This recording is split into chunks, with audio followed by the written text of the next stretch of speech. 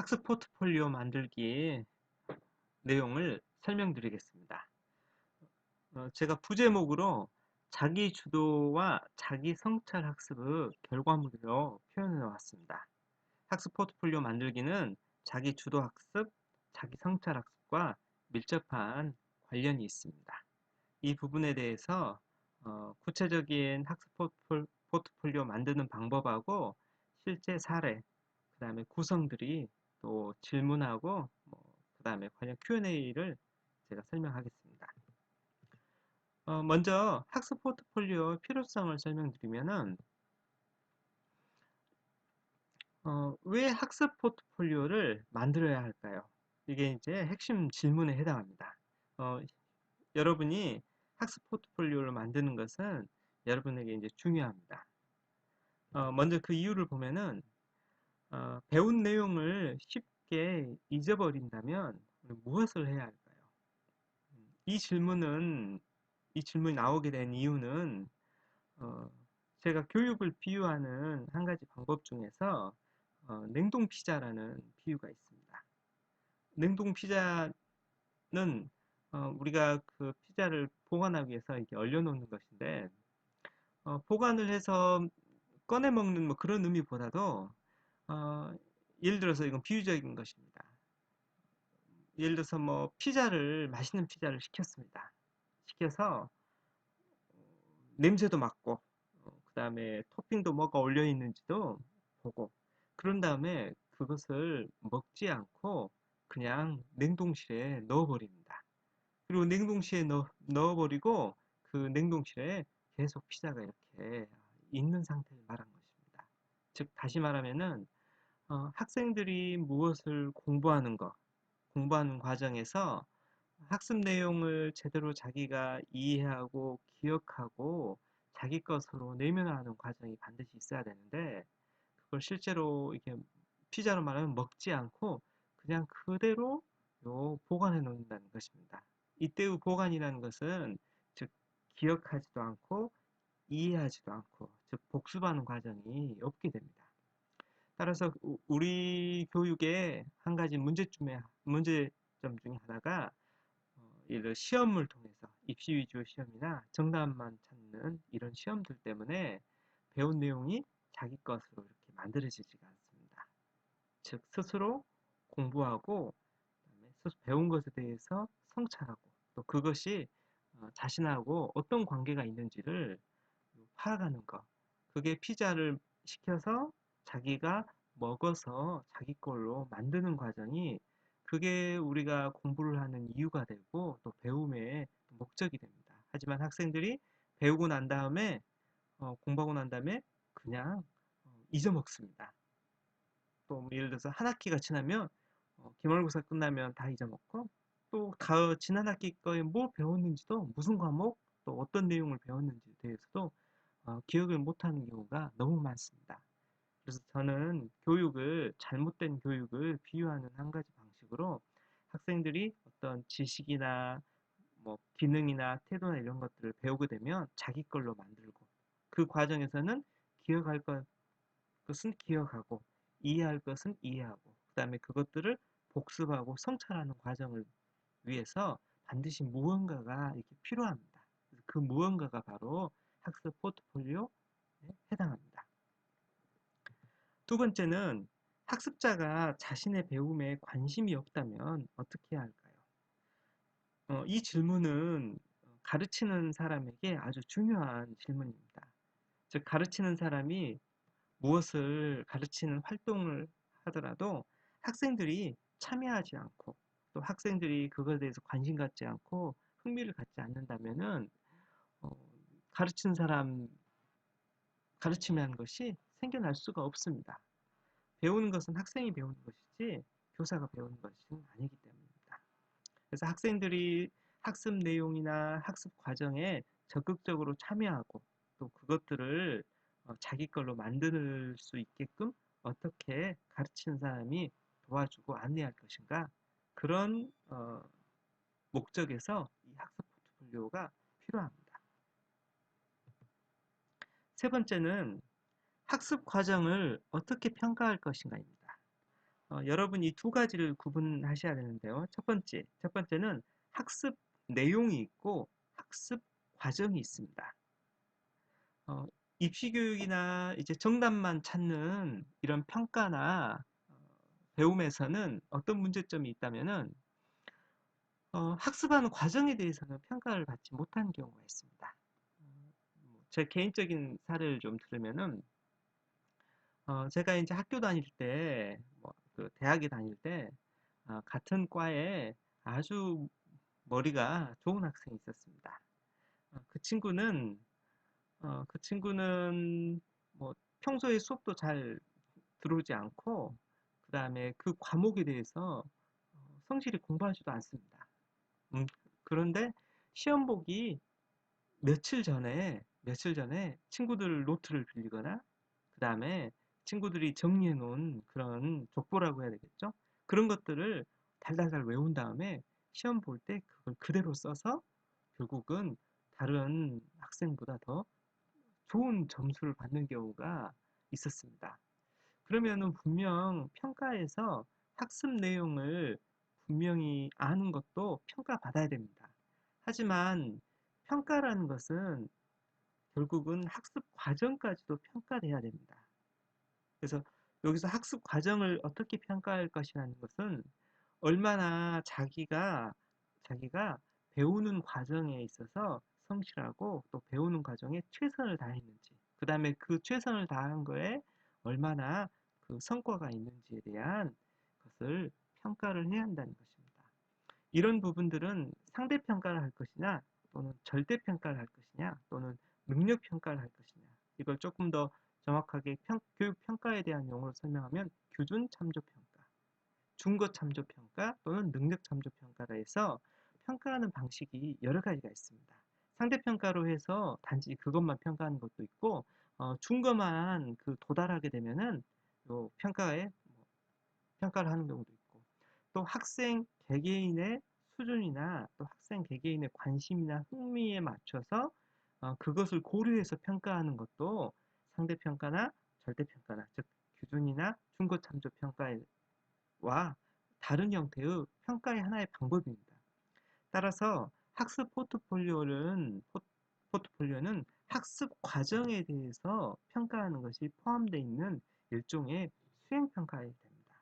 따라서 단지 좀 외우는 것을 좀 어, 못하거나, 하지만 평소에 성실하게 공부하고 자기가 가진 수준에서 최선을 다해서 공부하는 그런 학생에 대해서도 분명한 평가가 있어야 됩니다. 따라서 학습 포트폴리오는 학습 내용에 대한 평가뿐만 아니라 학습하는 과정에 대한 평가이기도 합니다. 따라서 그 점에서 학습 폴리오가 의미를 갖게 됩니다. 정리하면 첫 번째, 기억하고 이해하기 위해서는 복습을 해야 됩니다. 그러면 복습을 할 어떤 결과물이 있어야 됩니다. 두 번째, 배우는 사람이 자기가 배우는 거에 대해서 더 관심을 갖고 성찰하고, 또 자기 배운 것에 대해서 자기가 스스로 생각해서 자기 의견을 제시할 수 있는 그런 뭔가의 그 학습 틀을 이렇게 갖추는 결과물이 바로 학습 포트폴리오입니다. 또한 학습하는 내용도 분명히 중요하지만 학습하는 전체 과정을 총괄적으로 평가할 수 있다는 점에서 학습 포트폴리오는 평가의 또 하나의 방식이기도 합니다. 이런 세 가지 이유 때문에 학습 포트폴리오를 만드는 것은 학습자에게 중요합니다. 참고적으로 제 아이들이 뭐 유치원 때부터 학습 포트폴리오를 만듭니다. 아마 여러분도 학습 포트폴리오를 만들었을 것입니다. 이때 학습 포트폴리오는 뭐 배운 거 그런 것보다도 유치원 뭐 한 학기를 이렇게 마치면은 선생님들이 요 사진이나 활동 사진, 그 다음에 무엇을 배웠는지 매주 이렇게 하나의 그 파일에다 정리해서 줍니다. 그것도 마찬가지로 학습 포트폴리오에 해당합니다. 자기가 유치원 때 한 학기 동안 자기가 어떤 활동을 했는지에 대한 전반적인 역사를 이렇게 보관하는 것, 이런 맥락에서 여러분들이 대학에서나 또 자기가 어떤 공부를 할 때 포트폴리오를 만드는 것은 중요한 작업에 해당합니다. 그런 이유로 학습 포트폴리오 만드는 것이 필요합니다. 자, 그러면은 학습 포트폴리오가 어떤 의미가 있는지 조금 더 정리해 보겠습니다.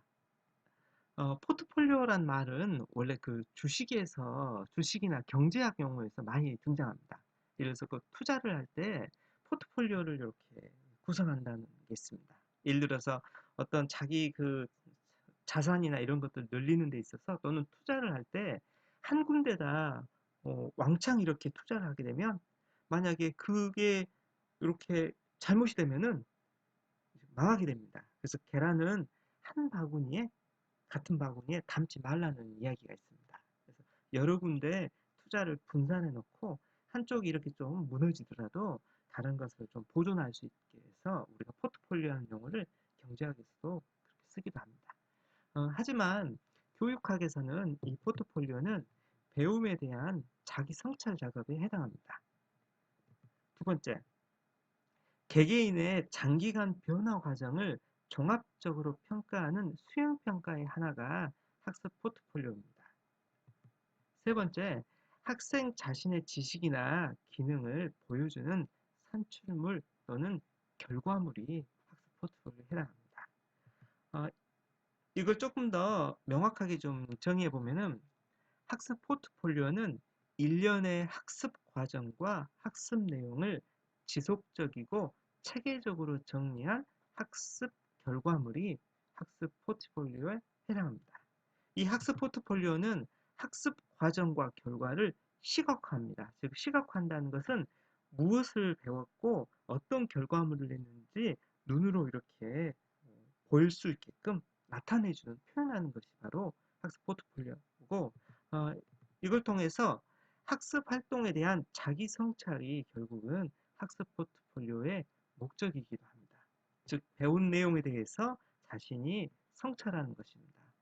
한 학기 동안에 학습 포트폴리오를 만들면은 자기가 이번 학기 동안에 이 과목을 배울 때 어떤 과정을 통해서 어떤 내용을 어떻게 배웠고 또 그거에 대한 요 성찰할 수 있는 것, 즉 메타 학습에 해당하는 그런 부분에 해당하게 됩니다. 따라서 제가 계속 강조하는데, 학습 포트폴리오를 만드는 작업은 여러분이 제대로 배울 수 있는 하나의 결과물이기 때문에 제가 중요하게 생각하고, 제가 가르치는 모든 교과목에 대해서 학습 포트폴리오를 만들게 합니다.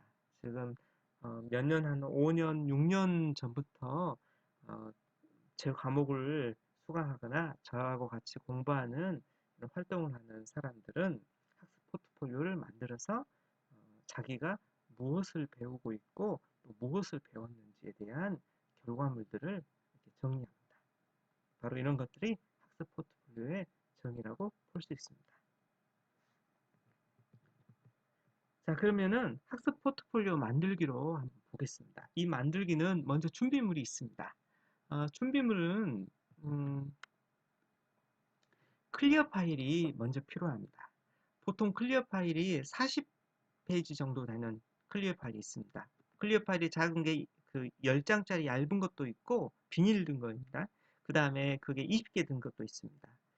20개 든 것은 좀 적을 수도 있고 한 3, 40개 든 것, 비닐로 든 것이 클리어 파일이 보통 있습니다. 이런 클리어 파일에다가 결과물들을 정리할 수 있는데요. 또 이제 두 번째는 그 바인더가 있습니다. 보통 20이나 30 바인더가 있는데, 20이나 30 바인더는 여기 보시면은 이렇게 구멍이 하나, 두 개, 세 개 있는 것이 30 바인더입니다. 그 다음에 O링하고 D링이 있습니다. 이 O링하고 D링은 이게 보시면은 링이 그 알파벳 D자처럼 한쪽이 볼록합니다. O링은 알파벳 O자처럼 동그랗습니다. 이게 둥근 모양의 이렇게 구멍이 있습니다.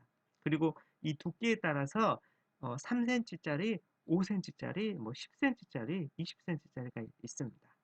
그래서 클리어 파일도 40 몇 짜리가 있고 20 몇 짜리가 있고 60 몇 짜리가 있습니다. 여러분이 적절한 학습 포트폴리오 만들기 위해서는 클리어 파일 같은 경우에는 40p 정도짜리가 적당하고, 그 다음에 바인더로 쓸 경우에는 5cm 정도짜리, 요 두께가 5cm 정도짜리 D링이 좀 편합니다. 오링은 요 그 많은 내용을 좀 담기가 좀 부족합니다. 둘의 장단점이 있다면은 클리어 파일은 보관하기에 편합니다. 그다음 별도 작업이 없이 하지만 30이나 20 같은 경우는 요 구멍을 내야 한다는 점에서, 아니면은 요 비닐 속에 들어가는 비닐을 여기에 요 바인더에다가 별도로 구입해서 쓰면 훨씬 더 편하게 정리할 수 있습니다.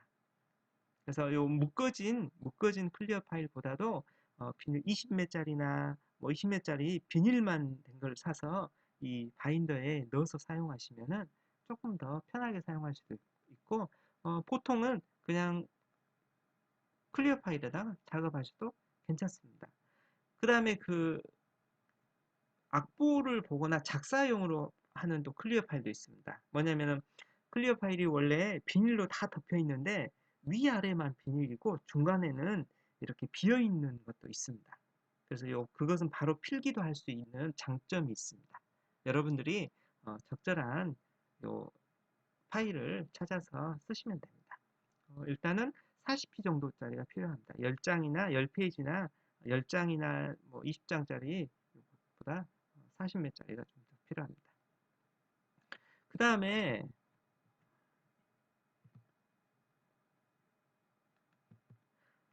쫄대팔이나 그 다음에 포켓이 있습니다. 파일집이 있습니다. 이것은 쫄대팔 같은 경우에 그냥 묶어서 하나로 정리해 놓을 수도 있습니다. 그리고 그 다음에 포켓 같은 경우에는 뭐 이제 순서대로 하나씩 하나씩 넣을 수 있는데, 학습 포트폴리오 만들 때는 쫄대 파일보다도 그 클리어 파일이 더 훨씬 더 낫습니다. 저 볼륨감도 있고 전체적으로 자료를 정리할 때도 순서를 바꾸거나 그 다음에 내용을 첨가할 때도 또 많은 내용을 담을 수 있기 때문에 쫄대 파일은 추천하지 않습니다. 또한 포켓으로 된 이런 어, 폴더 형식으로 된 이 파일집은 나중에 확인하기가 좀 불편합니다. 일일이 하나씩 하나씩 다 꺼내서 봐야 되기 때문에 즉각즉각으로 보는 데 있어서 좀 불편하기 때문에 여러분이 클리어 파일이나 바이너를 사용해서 하시는 것이 훨씬 더 편합니다.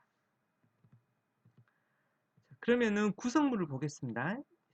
여러분이 학습 포트폴리오에 무엇을 넣어야 되는지, 먼저 수업에서 발생하는 모든 유인물을 넣습니다.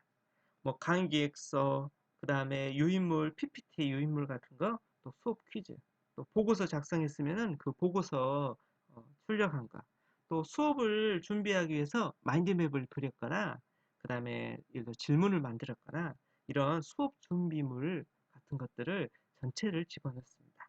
그러니까 한 학기 동안에 발생하는 모든 수업 관련 자료를 정리하는 것입니다. 두 번째는 팀 활동 결과물 같은 것도 정리할 수 있습니다. 뭐 본인이 팀에서 발표했던 발표 PPT를 이렇게 뭐 6페이지나 9페이지로 이렇게 한 페이지에 6컷, 9컷 인쇄해 가지고 이렇게 묶어 놓거나, 아니면은 발표 유인물 같은 거 한글 파일이든 워드 파일이든 이렇게 인쇄해서 볼 수 있게끔 끼워 넣는 것이 중요합니다. 그래서 팀 활동 결과물 같은 경우에도 그리고 PBL이나 TBL, 요거 팀 활동이나 그 다음에 프로젝트 관련돼서 할 때도 여러분들이 결과물들을 넣어놓을 수 있습니다. 물론 수업에 따라 조금 다릅니다. 수업 형식이나 그 다음에 수업에서 그 교수자가 그 내주는 또 주는 유인물에 따라서 좀 다릅니다. 자, 그 다음에 자신이 공부한 여러 자료도 해당합니다.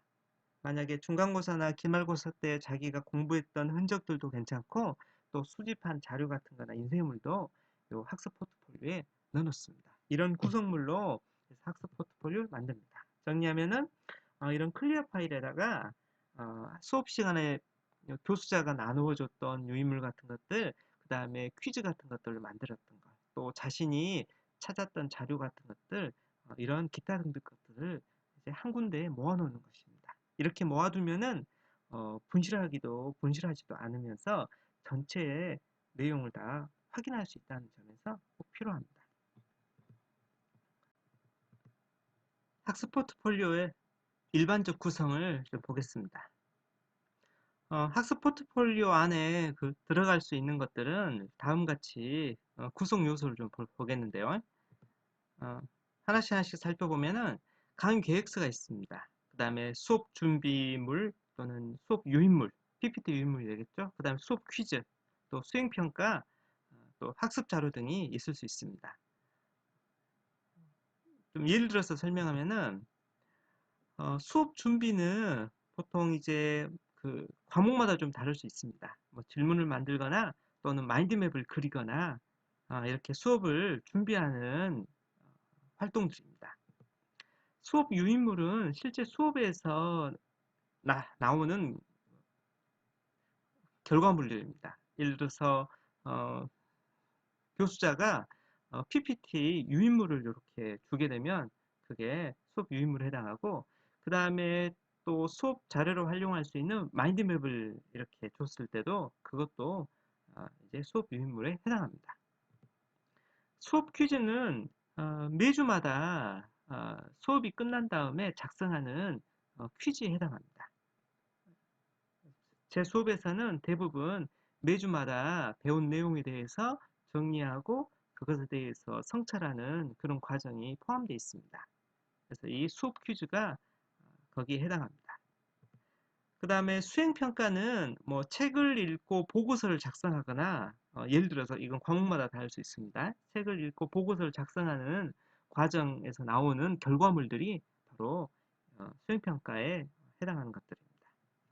어, 학습 자료는 만약에 개인적으로 중간고사, 기말고사 시험 공부를 한 공부 자료나 또 노트 필기했던 것들 또는 팀 활동의 결과물들을 이렇게 묶어서 정리할 수 있는 것이 바로 학습 자료에 해당합니다. 그래서 일반적으로 학습 포트폴리오는 이렇게 강의 계획서부터 시작해서 수업 준비, 또 수업 유인물, 그 다음에 수업 퀴즈, 기타 이런 수행평가 자료들이나 학습 자료들이 일반적인 구성이 됩니다. 어, 그러면 실제적으로 어떻게 구성되는지 사례를 좀 적절히 좀 어, 사례를 보면서 좀 설명을 하겠습니다. 먼저 학습 포트폴리오는 강의 계획서가 있다고 설명을 드렸습니다. 그리고 실제 수업에서 제가 하는 수업이나 제가 하는 그 과목에 대해서 예를 들어서 설명할 건데요. 먼저 1주차에 강의 계획서가 있고 그 다음에 수업 준비 또 수업 유인물, 수업 퀴즈 같은 것들이 있습니다. 그 다음에 2주차에는 수업 준비가 있고 수업 유인물이 있고 수업 퀴즈가 있고 3주차에도 이렇게 수업 준비, 수업 유인물, 수업 퀴즈가 있습니다. 그리고 4주차도 있고 그 다음에 이런 것들이 쭉 이렇게 주별로 이렇게 쭉 이렇게 쌓이게 되게 됩니다. 그 다음에 나중에 마지막에는 수행평가 자료가 있습니다. 어, 1주차에 예를 들어서 설명하면은 1주차에 뭐 표지가 있을 수도 있고 강의 계획서가 있고 또 마인드맵이나 유인물 PPT가 있습니다. 즉 PPT 유인물이 있고 그 다음에 여러분이 아마 진단평가라고 1주차 퀴즈처럼 어, 작성했던 것이 있을 것입니다. 자신이 좋아하는 것, 또 자신이 싫어하는 건 무엇인지, 또 당신은 누구입니까 해서 물어보는 것들이 여러 가지가 있었습니다. 그래서 그런 진단평가가 바로 1주차 수업 퀴즈에 해당합니다.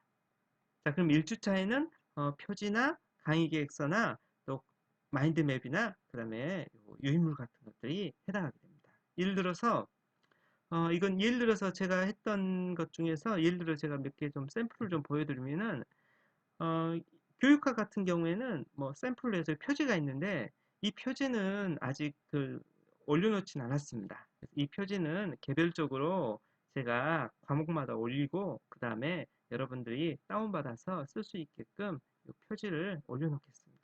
그래서 과목마다 교직 과목마다 좀 제목이 좀 다르겠죠?